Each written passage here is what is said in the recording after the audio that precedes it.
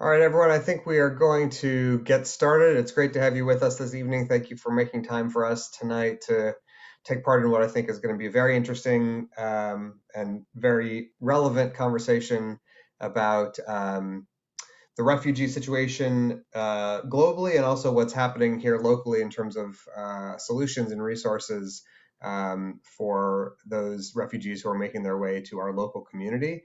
I'm delighted to be with you to sort of start us off this evening. I am Rabbi Orient Hayon, just looking at the invite list and the attendance list. I think I know most, but not all of you, so I'm really pleased that you're here. I'm glad to be spending some time with you tonight to talk about a topic that is very close to my heart, something that's very important to me, both personally and professionally.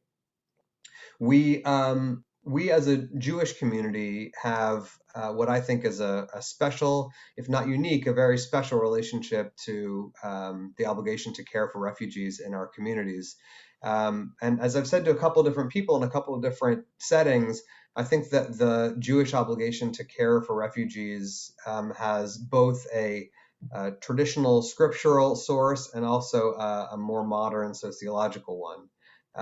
The scriptural source is one that's known to most of us in the Jewish community, and that is that just by even after a cursory reading of Jewish scripture, we see again and again and again the divine commandment that we are obligated to care for the stranger, to protect and welcome them, and to make sure that we are making our communities hospitable, safe, and welcoming to people who are wanderers, those who are imperiled or in danger, and those who are looking for a new home. And we are told this repeatedly in our scriptural tradition because that's supposed to emerge out of an empathic reaction rooted in the fact that we ourselves have had ancient experiences of rootlessness and displacement and exile. Because we were strangers, we have an obligation to understand the plight of the stranger. The more modern motivation behind our obligation to care for the refugees is that in more recent history, members of our own families have firsthand experience to share about having had experiences in communities around the world where we were not allowed to be at home. We've had the experiences of, again, displacement, exile, and oppression. We've known how wonderful it felt to find borders that were friendly and open to those of us that were seeking sanctuary. And many of our families also have tragic stories to tell when we have experienced nations, communities, and governments that were hostile and unwelcoming to refugees that were looking for a safe place to seek shelter and raise their families in a place that would be protected and safe. So for both of those reasons, we have, I think, a special Jewish obligation to welcome the stranger. And so many of you know that one of my proud roles in our community is to serve as a member of the Board of Trustees and also as the chair of the Refugee Services Committee at Interfaith Ministries for Greater Houston. I share that with you both to let you know that it's important to me to pursue this principle both sort of in the abstract and also in the concrete. But I also share that with you out of a sense of full disclosure to let you know that what I'm sharing with you tonight is an expression of my spiritual sensibilities, but also an expression of my service to an organization that I think does really, really excellent work in our community. And I'm really delighted to help you get better acquainted with Interfaith Ministries through our time together this evening. I want to say a word about the format of our time together tonight. So in just a minute, I'm going to introduce you to our keynote speaker tonight from Interfaith Ministries, who will share with you a little bit about his work and a bit of the sort of, we'll call it a 101 level class about what classifies someone as a refugee, how does one come to the United States under refugee status, and what does that entitle someone to when they're making their way to a new home here in Houston. After Camille's presentation, we're going to take a little bit of time set aside for Q&A. So during the next half an hour or so, if you have a question that you'd like him to respond, you can certainly drop it in the chat, or you can hold it until we open the floor. Because there's a manageable enough number of us, I think we'll be able to unmute ourselves later in the presentation and let you ask your questions personally. If you're more comfortable sending it in chat, we can make that work as well, so Camille can hear what you're thinking about and respond to it. So many of us relish our roles, our lives here in Houston because it's such a wonderfully diverse and tolerant city that is really made richer by the cultures and histories, personalities and stories of all of the many different groups of diverse people and nationalities that make Houston home. And that's not a coincidence. The diversity of the city is because of our geographic location, because of our role in national and international economics and trade. And it's also because Houston has historically made itself a place where political refugees, those who are seeking sanctuary from some of the most unthinkably dangerous and terrifying situations in some of the most fragile places around the world, have been allowed to make new homes and new starts in Houston. And our city has been richer because of them and their contributions. So I'm delighted to share with you the opportunity to learn from my friend Camille Kam, who is the Community Engagement Coordinator at Interfaith Ministries for Greater Houston. Camille is going to talk to us a little bit about his work and a bit about how it is that Houston fits into this whole wonderful system of hospitality and welcome and living up to those ideals that I think really form a critical cornerstone of our American dream. So I'm delighted to introduce him to you. Let's see if we can get Camille up on the screen. And I will be delighted to hand the floor over to him. Hello, good evening, my friend. How you doing, Rabbi? All right, really glad to see you. Thank you for giving us your time tonight. Thank you for having me. Honored to be here. Hi, hello, salam, shalom to everybody in the audience. It's truly a pleasure to be among your company. I can't see everybody, but I'm really excited to share a little bit more on a topic that I think affects everybody, irrespective of which religious group, irrespective of which race, irrespective of which situation you find yourself in.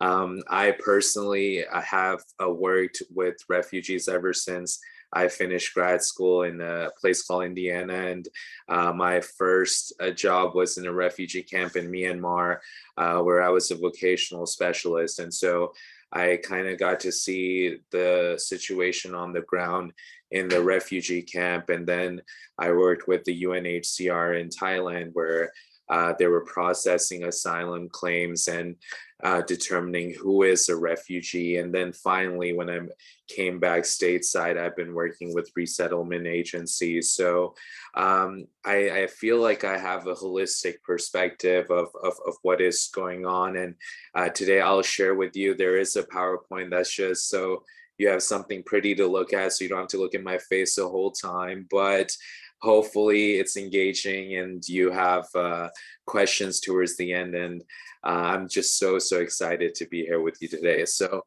let's share this screen. Okay, let's start. Now, Interfaith Ministries for Greater Houston has been here. This is a little outdated logo, but it is 52 years now. There are other interfaiths in the community, of course. There's one in the Heights, there's Woodlands. They are of no affiliation to us. And in the nonprofit world, we don't sue people for stealing our names. I always use that joke, but seriously, no, Interfaith Ministries has been there a very long time, and we have different program pillars. We have the Meals on Wheels operation, which is in a separate building where they serve 4,400 seniors. We have Interfaith Relations, which is what most people think of when they think of interfaith ministries, different religious groups coming together, talking about their commonality, but celebrating their differences at the same time. We have Volunteer Houston, which kind of plays matchmaker between a volunteer looking for an organization and an organization looking for a volunteer, and they're kind of the liaison. And then we have our Refugee Services department, which is where I work, which is where Rabbi Hayon is strongly affiliated with.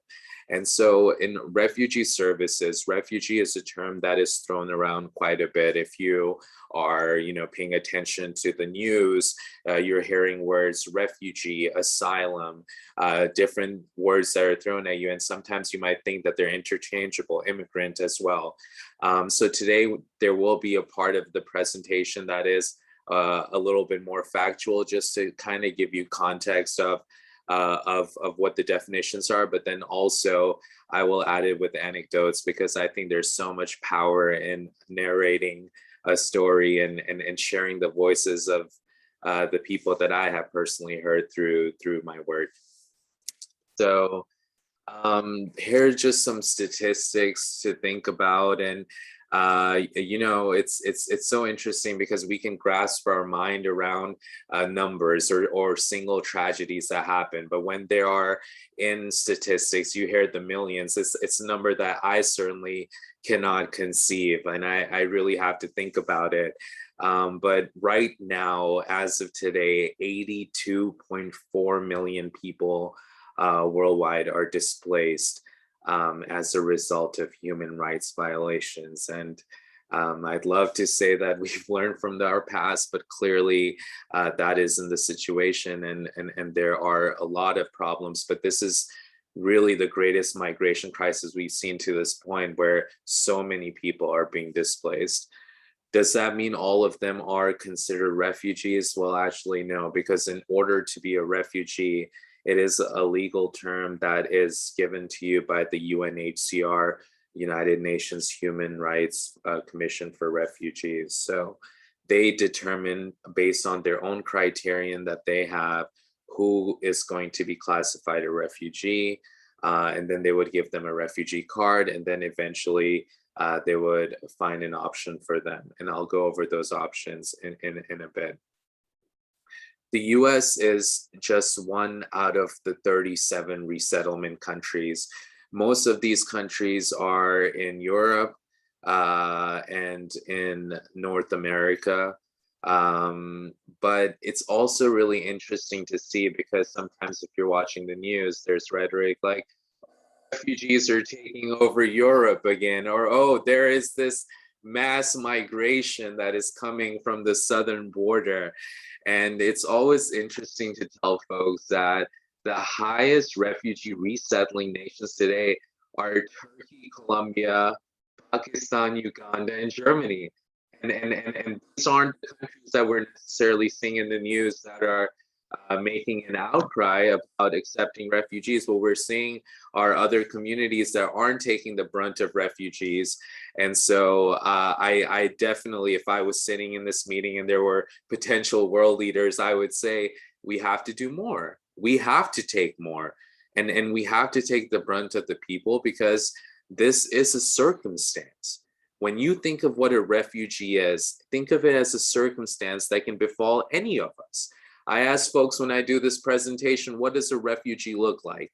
And I say, what do you think in your mind when you close your eyes? Is there an image that pops up of what a refugee looks like? Because I promise you're going to get a more accurate depiction when you look in the mirror. These are regular folks like you and I. And in a flip instance, they had their lives turned around. And they were persecuted based on either an immutable characteristic, the way they looked, based on how they worshiped, their religion. They were persecuted based on political opinion. Perhaps they went against an entity in their country, and that entity gained power. That's what you're seeing right now in Afghanistan. Or they were part of a certain tribe. And so really, the reason that these folks had to seek refuge, and they have to prove this to the UNHCR in order to be a refugee, is that there was a fear of persecution. And persecution is not discrimination. Persecution is a very legal term, especially in refugee law, which states that there has to be a fear of death. And the onus on proving, the burden of proof is on the client, on the refugee who is applying for that status, to show that if I go back to my country, I can possibly die. So then once the UNHCR gives this card and says, okay, we've heard that you came from Ethiopia, for example, you're a refugee, we believe you, we've done our credibility assessments, we've registered you, you are now a refugee. For that applicant, after leaving, we're gonna continue using Ethiopia as an example, let's say they left and then they went to Sudan, and they waited in Sudan for the UNHCR to process them. For them to even get the status of refugee can take from 2 to 5 years. And these are things I've seen, like when we were working there, we saw clients in Thailand that were coming in. They said that they've been living there for 2 years, 4 years. The government had not recognized them as citizens, but they hadn't gotten their refugee status from the UNHCR. So this created this vacuum of where you had undocumented labor force that was at the subject of detention police in this country, but simply because they were waiting because they felt that they couldn't go back. Now, remember, just like the UNHCR has the right to grant refugee status, they also have the right to say that your application is not credible and that you don't meet the standards of being a refugee. And that's why you have such a high number of people that are displaced, 82.4 million people, but 27 million of them get the refugee status. And so that's kind of the beginning process of what happens. At the end of that interview, if you make it within those years, you waited, you get to the interview, you ask them, so what is the next option for me? I'm already a refugee. The UNHCR lawyer will let you know that there are 3 options that exist for you now. The first option is local integration. So if you're in Ethiopia, now you're in Sudan, if the government of Sudan, out of the kindness of their heart, says, yes, we're going to locally integrate all these refugees here and share our public benefits and resources with people out of the kindness of our hearts, right? Local integration would be an option. But no country would do that because it's political suicide, right? Like you have to, in accordance for them, they think they have to serve their own public and their own people first. And sometimes, especially if they don't have the resources, they're not really incentivized. So local integration is an option that's used, but it doesn't necessarily mean that will happen. The second option then is for them called repatriation. And repatriation means going back to the country where you came from if you deem it safe. And I can tell you, I was sitting in the rooms and I was an interpreter. I had to interpret these sentiments back to the clients. And I told them that there's also an option of repatriation. You can always go back. I did not get a lot of enthusiastic replies. After folks waiting for so many years, and I would just always look at the lawyer like, are you really going to make me translate that? Do I have to? Because this person's going to give me the worst look in the world. But that is one of the options. If things get better in your country and the conflict is diminished, then you should go back, and because other countries might not be able to absorb you. The third option is resettlement. And now most people, if I'm in that, I would be like, yes, resettlement. Yes, for sure. They're like, yes, you can be resettled to a third country, your life can start over, so forth. Remember, US being one of those resettlement countries. Well, in order for you to be resettled, the chances of resettlement to a third country are less than 1%. Less than 1%. And even a smaller fraction of those are the ones that are coming to the United States. So I don't know math. I was never good at math, but 82.4 million people are displaced. US is one of the 37 countries that can take them. 27 of those 82.4 million are considered refugees, and less than 1% are considered for resettlement in all of those 37 countries. And then out of that, an even smaller fraction of them are going to be the ones that are going to be allowed to come to the US. I have to look and shake my head when I look at the news pundits and they tell me that there's a crisis and so many refugees are taking over, because I don't see it and the numbers don't lie. And I would be remiss if I didn't start off in this manner, because there are so many misconceptions around this cause. There's so much misinformation as well. But we have a right to know who is doing what when it comes to migration. And we have to be hopeful that we can do more. And based on these numbers, we certainly can do more. And that's where Interfaith kind of comes in. Now, when it comes to vetting a refugee, it's not that you just allow anybody that is leaving home to get the refugee status. Remember, I already told you that 82.4 million people are displaced, but not all of them get the status. Then with all the fractions less that come to the US, less than 1%, they have to go through a very stringent vetting process. So one of the things you hear oftentimes, people wonder, well, do we know who's coming over? Like we can't possibly know them. Is it safe? Is it not safe?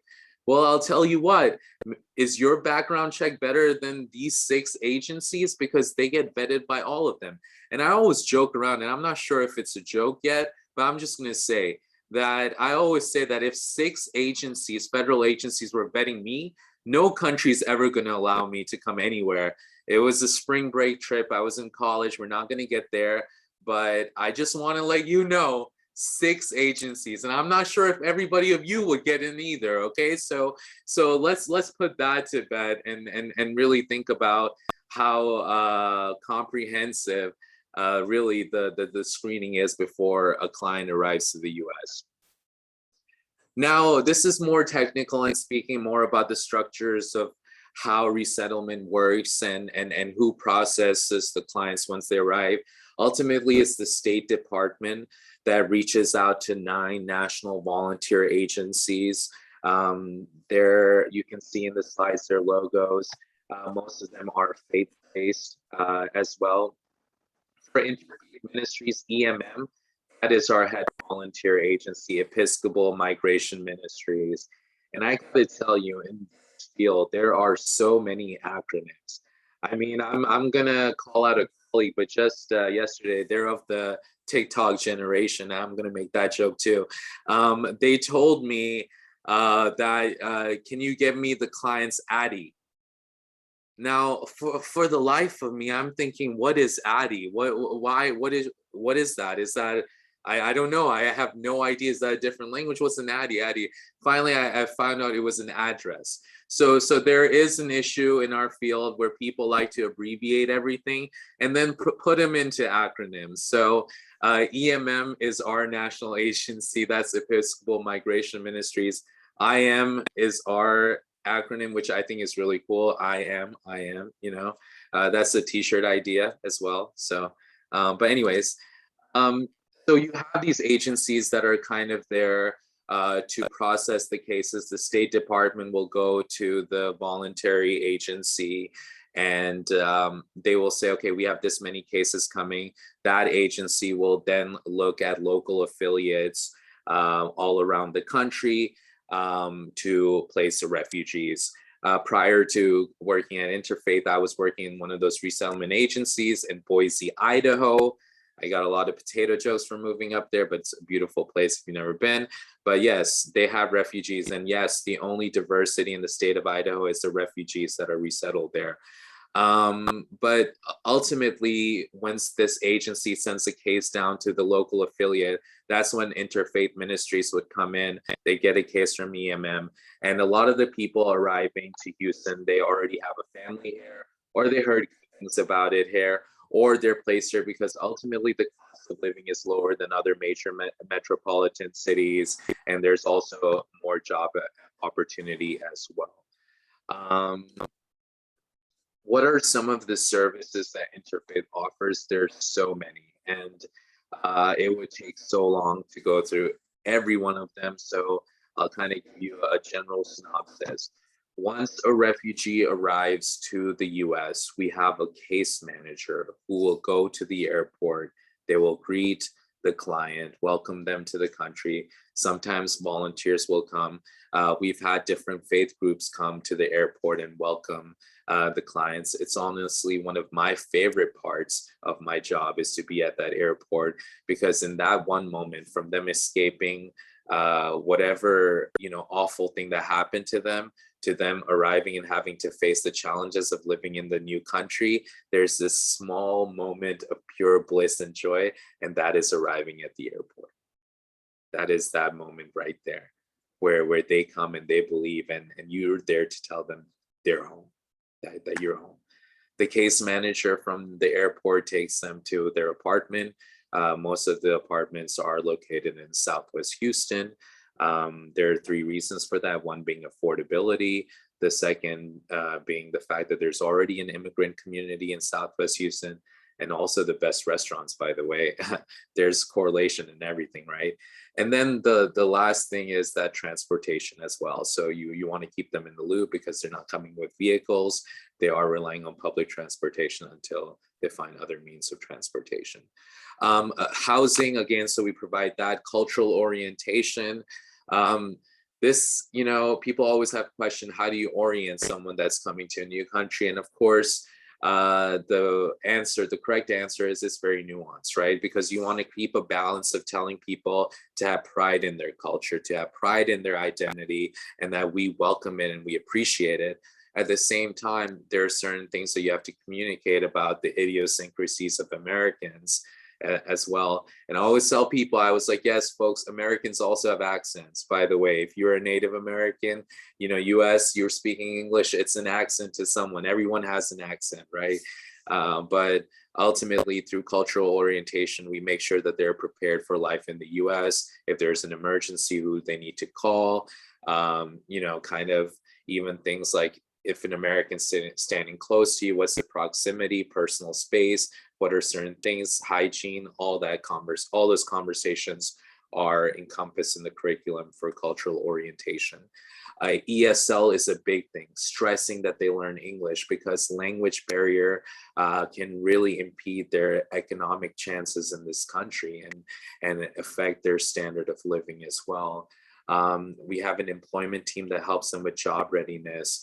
The federal government stipulates that within the first 6 months of arrival, a refugee has to be self-sufficient. And according to their stipulation, that means that they have to be able to pay all of their bills without agency support within the first 6 months of moving to a country. Now, I want you to take for a second, think about this. You are leaving the US. There's some awful crisis that happens. Who knows, like a global pandemic, right? You can imagine the scenario with me right now, okay?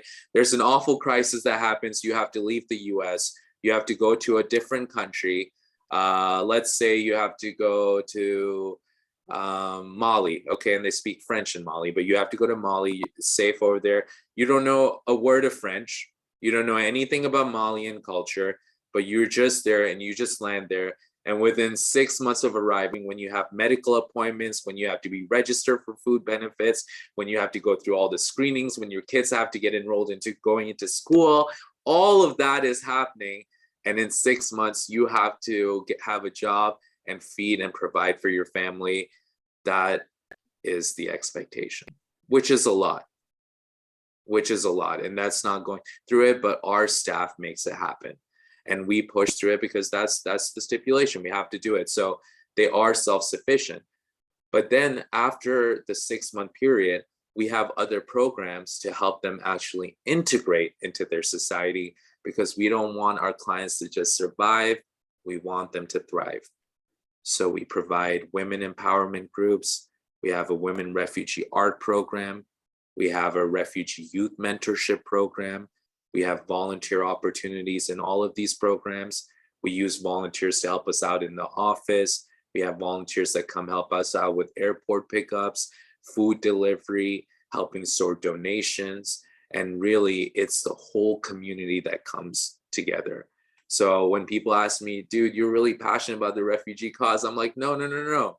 You're passionate about it too, because you love Houstonians. You're putting up H-Town whenever there's a hurricane that comes through.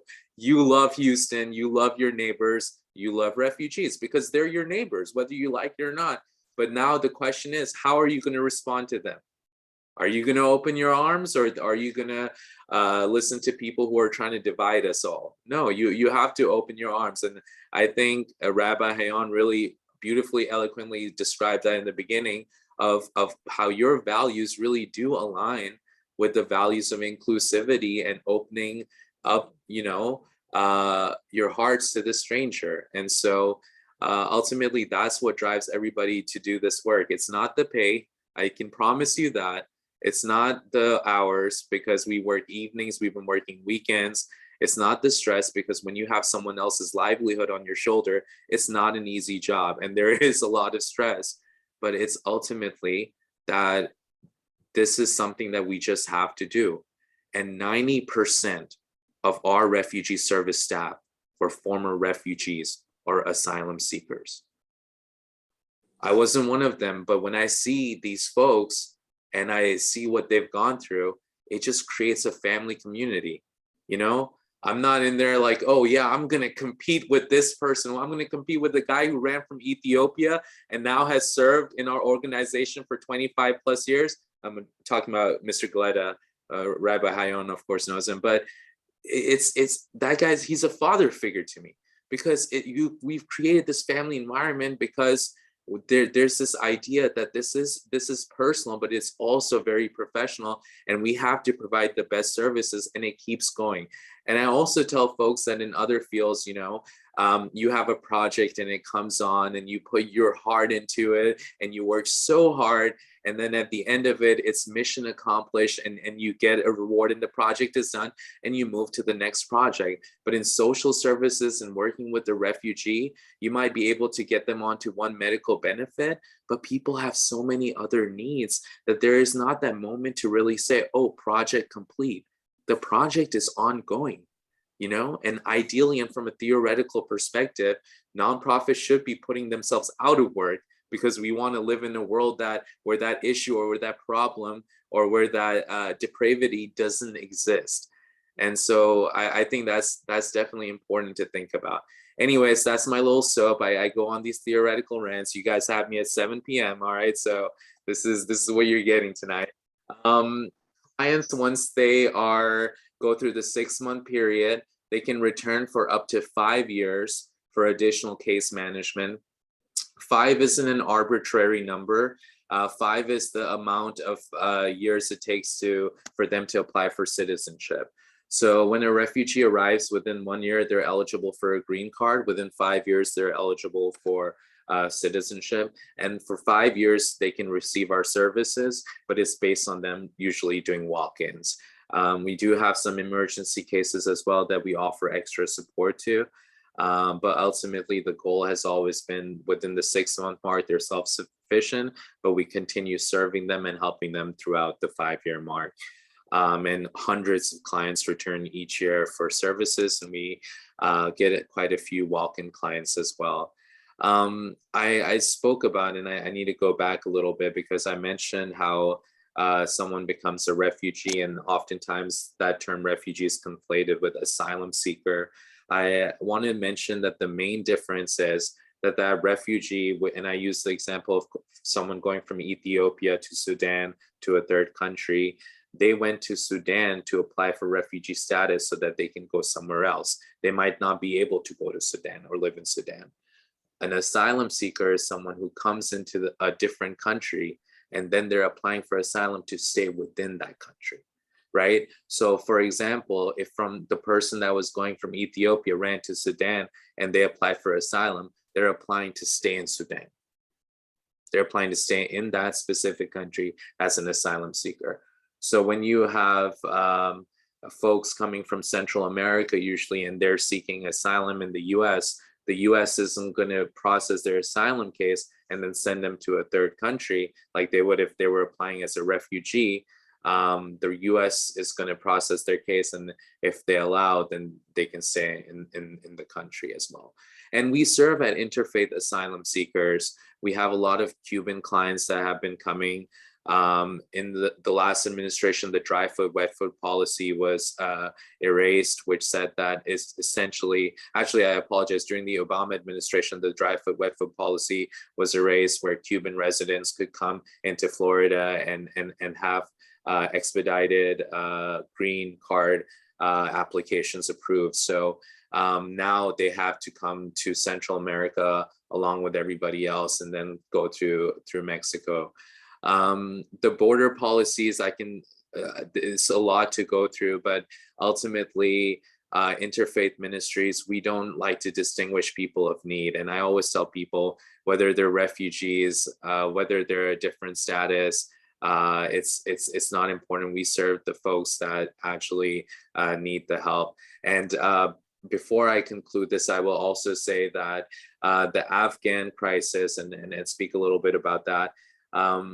What's happening now is that we have seen a lot of Afghans that are coming to military bases, some of them in Virginia, some of them in West Texas, some in Arizona, and so forth. Folks are intense. And then the US government, especially State Department, is trying to expedite their applications before all other refugee applications. So we're seeing a lot more Afghans that are coming in right now. They're trying to get them off the military base before February. So we're anticipating a lot more. And so that's where most of our support has been to. Most of Afghans came before on a SIV status. SIV is it's an acronym. It stands for Special Issuance Visa, SIV.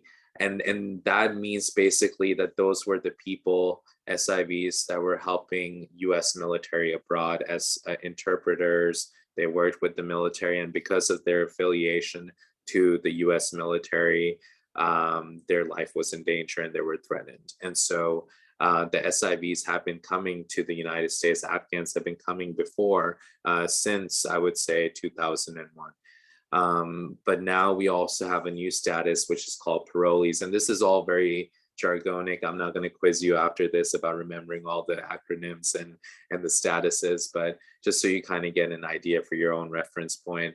The parolees are folks who didn't necessarily help the US military, but their lives are threatened if the Taliban, which it is in power now, women rights activists, journalists, things, folk like that, ethnic minorities, religious minorities as well. So we're continuing to serve them. We're seeing a lot more Afghans are going to continue coming. We're going to need a lot of volunteer support, community support, and we have been getting a lot of it, to be honest, because Houstonians are just awesome, and I'm sure you guys are all awesome too. So on to the next slide. I've already kind of gone over the self-sufficiency. I've told you about how diverse and awesome our staff is. They speak, I think it's more than 18 languages now. I think we've reached, 23 or so, because we've hired so many people. So the staff demographic keeps changing. So I will need to upgrade this slide soon. We get a funding from the government because it is a federal program, but it's limited funding. And so the gap is filled by private funding, grantors, foundations, donors, and donations, right? So individual donations and group donations and so forth. So that's mostly where the funding comes from. IM does provide humanitarian assistance, of course. We have departments that work with our clients during hurricane relief. We had them during the snowstorm as well. I'm going to knock on wood before Houston gets a wildfire next week, because you never know. It's Houston weather. I mean, like, come on. There's always something happening here. Volunteers are awesome, awesome, awesome people. We love them. They support us. They bolster our efforts and our function, and we need them. And so if you are ever interested in volunteering, I will leave my name and my email in the chat box, and we'd love to welcome you. If you are of means and if you want to donate, I promise Interfaith Ministries will handle your donation well. We'll make sure it gets to the right folks, and we'll communicate the impact of your give as well.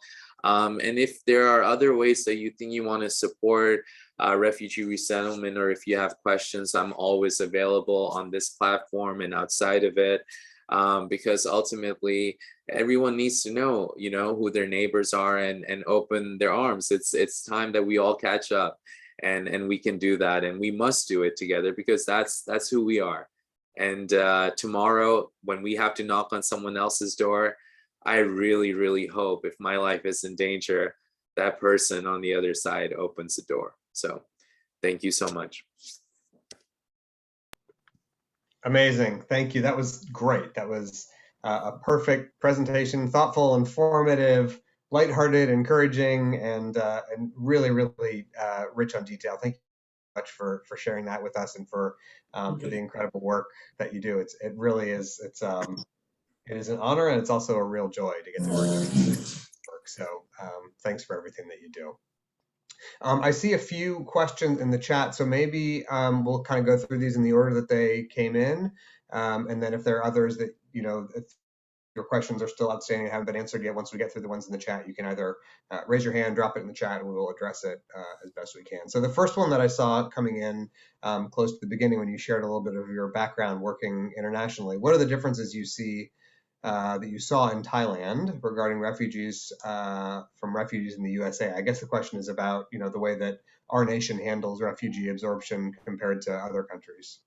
Yeah, great question. So Thailand is not a signatory of the 1951 Refugee Convention Act, which the United States is a signatory of. So they're not obligated necessarily to take refugees.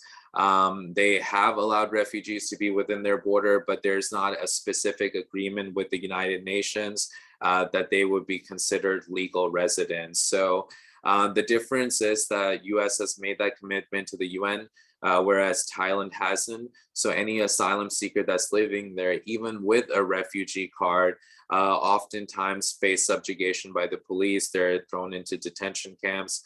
I myself have been to those detention camps. I had to interpret cases, and there were about 10 to 12 people living in a room. It was horrid to see those conditions, but definitely it's something that the UN and the government of Thailand are in ongoing conversation that they should at least accept the refugee status. So the difference is that one is a signatory of the 1951 convention. It's a great answer and a terrific question. A couple of sort of related questions about, both expressing a sense of being overwhelmed and distressed by just the size of the problem, the scope of the number of refugees, that like how massive this, the amount of human suffering and human need is, and also a real desire to sort of roll up our sleeves and get involved, which is great. So let me take the first part of this answer, and then I'll lateral to you for the rest of it.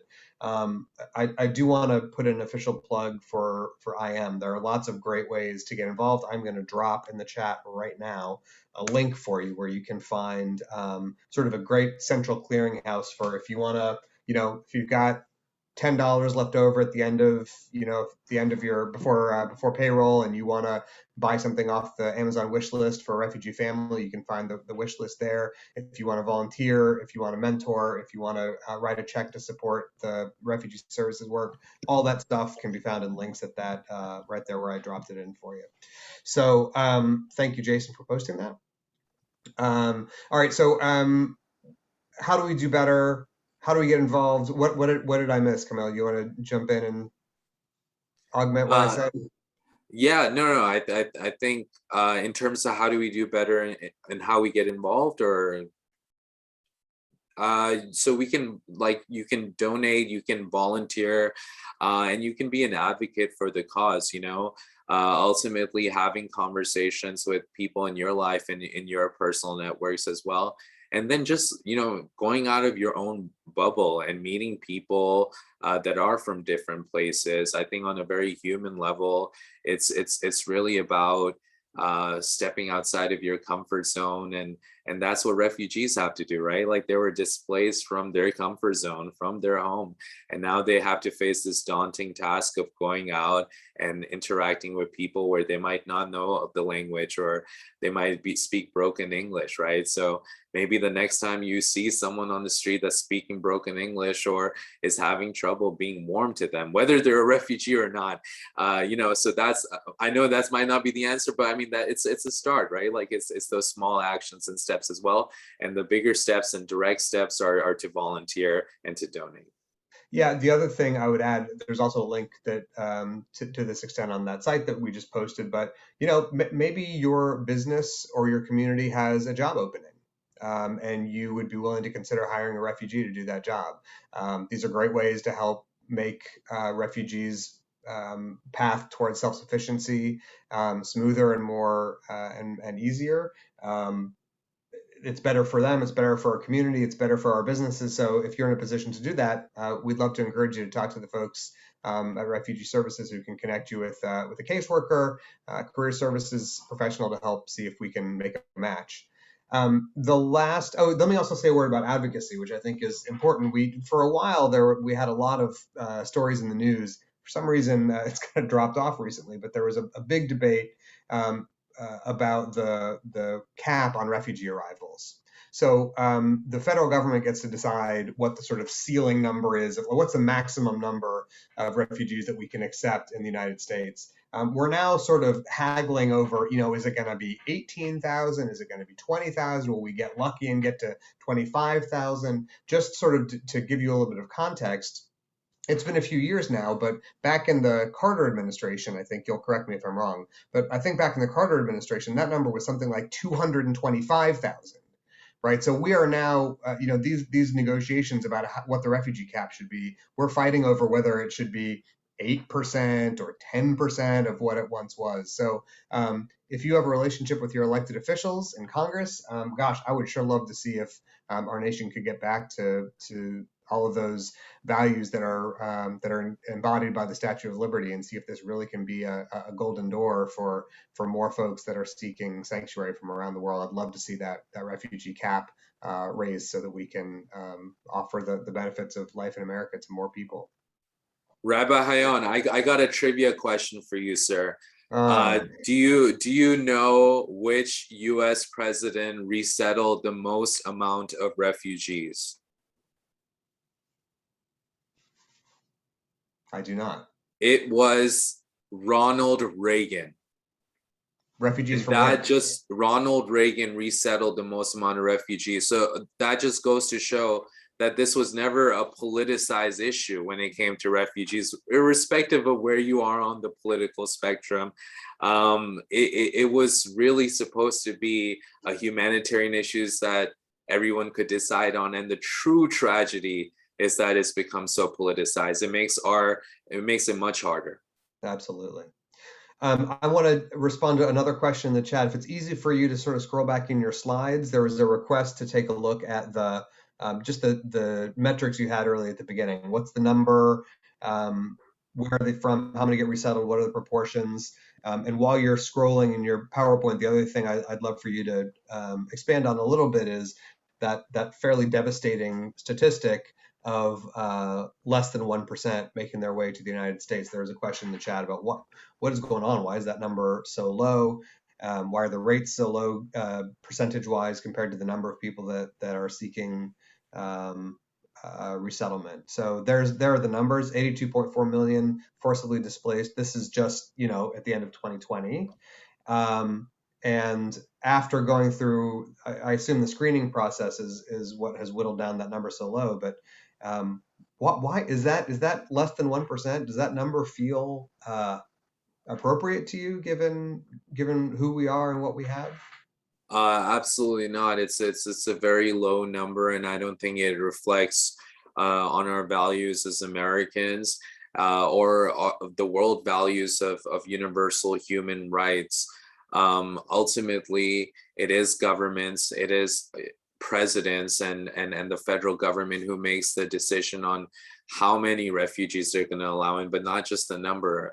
They can also decide where those refugees come from. And the refugee admissions program has been used as a foreign policy tool in the past as well, especially if we had engagements. I'm going to use euphemistic language here, engagements with other countries, then you can allow to say, okay, I want this many people from Sudan coming in and this many people from this country coming in. We live in a world of scarcity, and it is really unfortunate. And the crises in the world have really burgeoned out of control. If you are one of those sad people that follows current news, I'm sorry for you, but you will see that there are conflicts all around the world that are burgeoning and people having to leave home because of political vacuum, civil wars, people being discriminated based on their identity and so forth. But ultimately, we can do a lot more than less than 1%. I have been in that room and I've seen hope just be extinguished in the face of those people when they hear that number. The UNHCR lawyer tells them not to get their hope up. And then this sort of reality dawns in. Well, if there's no repatriation for me, I can't go back to the country I came from. It's just not a possibility. I can't locally integrate into this country because there are not a lot of jobs or there are not a lot of issues, but maybe I'll try, but maybe the country doesn't allow it. And then you're telling me there's less than 1% chance for me to go to a third country. Well, what's those numbers are not in my favor. So what do I do? And that's still something that agencies are trying to decide. This is a crisis that hasn't been solved. It is ongoing and it's getting worse. Right. Can you, we had sort of a technical, that was a great answer, by the way. Another part of the thing that I want to make sure we point out is that some of the screening, some of the screening is for the reasons that we all want. You've got this sort of series of 6 federal agencies that are screening folks for security reasons. We've got health screenings, we've got all kinds of stuff. So the government is not for bad reasons. The government is very selective about who sort of passes through the tests.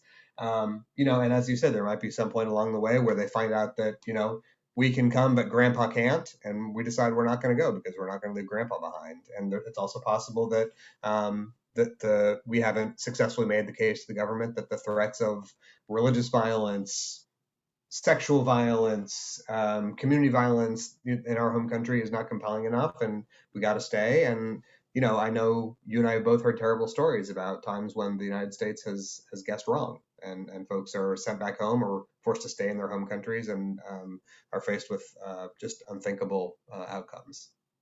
Rabbi, I wanted to expound too. I spoke about the categories of, there's 5 categories of how someone becomes a refugee: membership in a social group, race, religion, gender as well.